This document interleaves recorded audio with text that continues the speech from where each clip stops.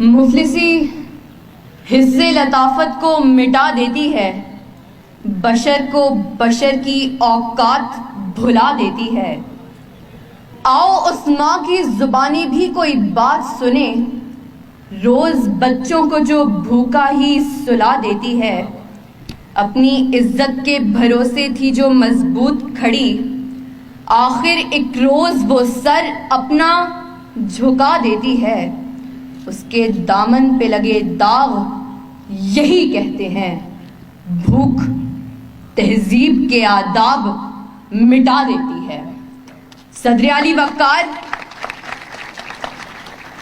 سردیوں کی ٹھٹھرتی ہوئی رات، منہ لپیٹے ایک مجبور ماں اپنے نومولود بچے کو ایدھی سینٹر کے باہر پڑے جھولے میں ڈال جاتی ہے۔ اس سے پوچھا گیا، کیا تجھے تیری ممتا ستائے گی نہیں؟ اس بچے کی سسکیاں تجھے رلائیں گی نہیں؟ اس کی چیخیں تیرے کانوں سے ٹکرائیں گی نہیں؟ تو کپ کپاتے ہوئے ہونٹوں سے جب مجبور ماں یہ جواب دیتی ہے کہ میں اپنے پیٹ کی بھوک تو برداشت کر سکتی ہوں، مگر اس بچے کا بھوک سے بلکنا مجھ سے دیکھا نہ گیا، تو اس پر یہ کہنا بجا بنتا ہے کہ خاک میں ماں کی محبت کو ملا دیتی ہے، بھوک تہذیب کے آداب مٹا دیتی ہے۔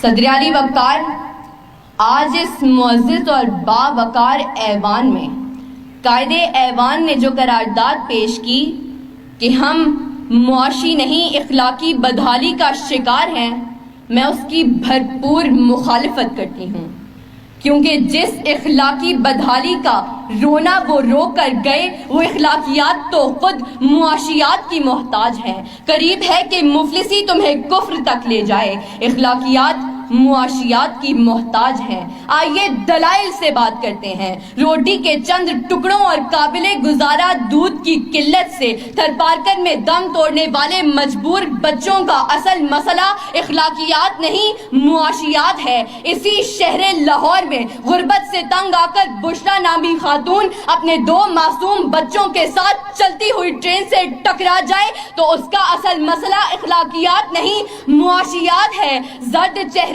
آنکھیں اندر کو دھسی ہوئی اور بڑھاپے کی وجہ سے پورے جسم پر جھریاں لیے، نشتر اسپتال ملتان کے باہر فقط 2 کلو آٹے کے عوض خون بیچنے والے بوڑھے کا اصل مسئلہ اخلاقیات نہیں معاشیات ہے۔ چہرہ بتا رہا تھا کہ مارا ہے بھوک نے، اور لوگ کہہ رہے تھے کہ کچھ کھا کے مر گیا۔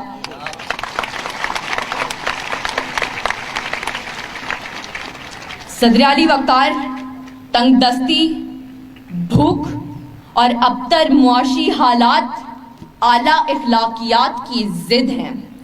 پہلے آپ تو تب ہوتا ہے کہ جب پیٹ کی بھوک اور غم روزگار نہ ہو۔ 2 جمع 2 4 روٹیوں کی بجائے 2 جمع 2 4 تو تب ہوتے ہیں کہ جب پیٹ کی بھوک اور غم روزگار نہ ہو۔ بیٹی کا 4 دیواری میں رہنا، خاندان کی عزت پر کٹ مرنا، یہ سب تو تب ہوتا ہے کہ جب پیٹ کی بھوک اور غم روزگار نہ ہو۔ چاند روٹی کی بجائے چاند میں چرخہ کاٹتی بڑھیا تو تب دکھائی دیتی ہے کہ جب پیٹ کی بھوک اور غم روزگار نہ ہو۔ فاقوں نے تصویر بنا دی آنکھوں میں، گول جو بھی چیز ہو روٹی لگتی ہے۔ اور تو اور عبادت اور ریاضت بھی تب ہوتی ہے کہ جب پیٹ کی بھوک اور غم روزگار نہ ہو۔ کون عاشق خدا کی ذات کا ہے، سارا چکر معاشیات کا ہے۔ صدر علی وقار آئیے زمینی حقائق کا جائزہ لیجئے۔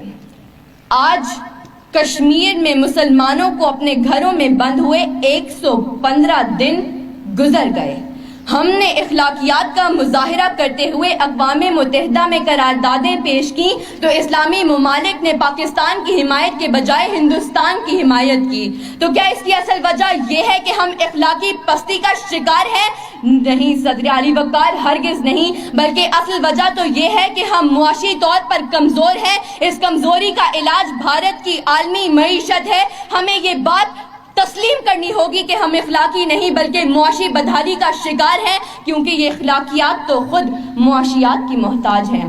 صدر علی وقار، میرے ان تمام دلائل کے باوجود اگر اب بھی کوئی یہ یقین رکھتا ہے اور باضد ہے کہ ہم معاشی نہیں بلکہ اخلاقی بدحالی کا شکار ہیں، تو اس سے بس ایک ہی سوال کرتے ہوئے میں اجازت چاہوں گی کہ وہ جس کا ایک ہی بچہ ہو بھوکا 8 پہروں سے، بتاؤ اہل دانش تم وہ گندم لے کہ تختی لے۔ شکریہ۔